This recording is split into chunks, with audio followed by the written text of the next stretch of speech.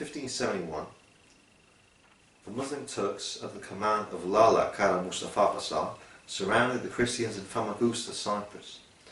Now the Muslims promised the defenders of Cyprus that if they surrendered they would be allowed to leave. Lala Mustafa broke his promise and flayed alive the Venetian commander Marco Antonio. Now Lala Mustafa massacred all the 60,000 Christian prisoners he took in Famagusta. Right.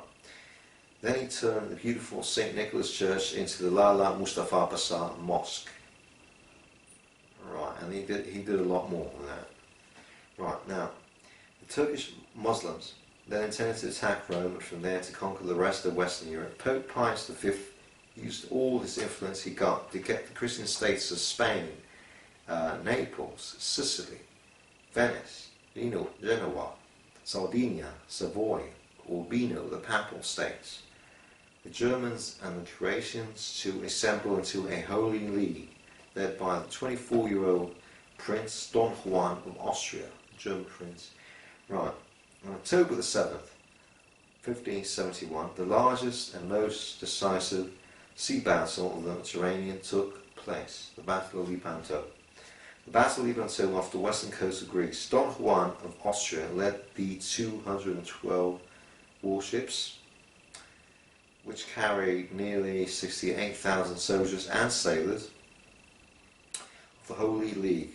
Now, Ali Pasha led the Muslim Ottoman Turks, and his fleet consisted of 251 warships, and they carried nearly 82,000 soldiers and sailors. Right, powered by thousands of Christian galley slaves rowing under the decks. Now this was the last major battle with rowing vessels, the Battle of Lepanto. Now the morning of the battle, the Holy League was at great disadvantage, struggling to row against the wind. Now Don Juan, Prince Don Juan, led his men into the deck into a prayer, and then suddenly the wind changed 180 degrees to favour the Holy League. The Holy League ships collided into Ali Pasha's ships. Fierce fighting went on for hours.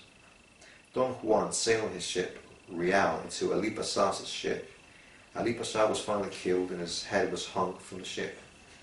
The Ottoman Muslims had 187 of their ships sunk or captured. Some 12,000 Christian galley slaves were freed. Now, had the Muslims not been defeated, they would have probably invaded Italy and possibly conquered the rest of Europe. And there is a poem called Lepanto by a certain Chesterton, and it goes like this.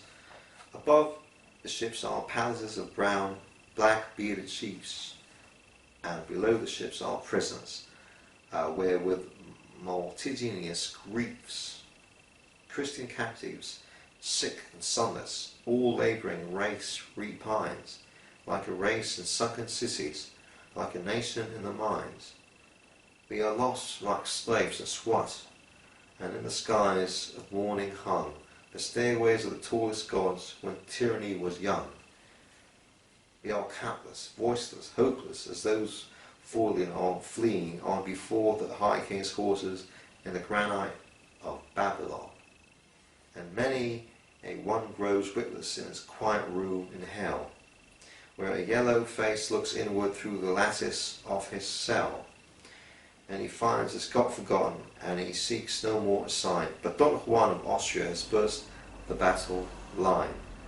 Don Juan, pounding from slaughtered painted poop, purpling all the ocean like a bloody pirate sloop, scarlet running over on silvers and golds, breaking on the hatches up and bursting up the holds, thronging of the thousands up that labour under sea, white for bliss and blind for sun, stunned for liberty.